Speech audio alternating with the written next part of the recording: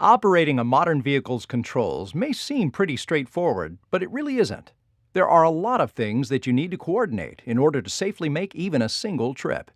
Starting the engine, steering, accelerating, braking, and backing up.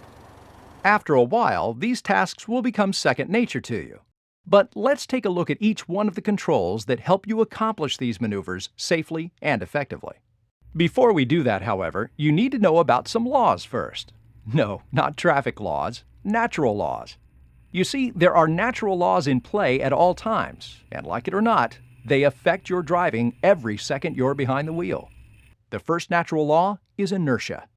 Simply put, inertia means that an object in motion will stay in motion until it is acted upon by an outside force. As a car travels around a corner, inertia will work to keep it going straight ahead. Only if the tire's traction is great enough will the car follow the driver's intended path. If the tires don't have enough traction, the car will instead tend to slide to the outside of the curve, away from the driver's intended path of travel. The second natural law is gravity. Gravity is the force that keeps our feet on the ground. It pulls downward on objects, forcing them down to the lowest point possible. For example, when driving down a hill, gravity pulls you downward as well. The result is that gravity causes your vehicle to accelerate, often increasing your speed more than you want. In this case, you often have to apply the brakes slightly when driving downhill to prevent your car from moving faster than you want. The opposite occurs when driving up a hill.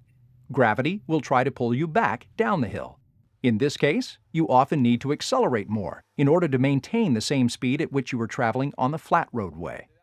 The third natural law is kinetic energy. This is the amount of energy needed to move an object. In our case, kinetic energy is affected largely by a vehicle's weight and speed. One key way that kinetic energy affects drivers and their vehicles is its impact on how quickly a vehicle can slow down. Basically, braking distances are strongly affected by how fast a vehicle is traveling.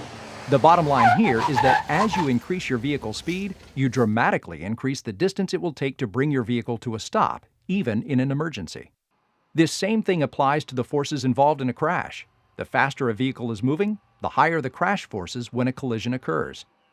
Although modern vehicles do allow us to get from point A to point B relatively quickly, always keep in mind that by increasing your speed, you also increase your risk of injury if you are involved in a collision.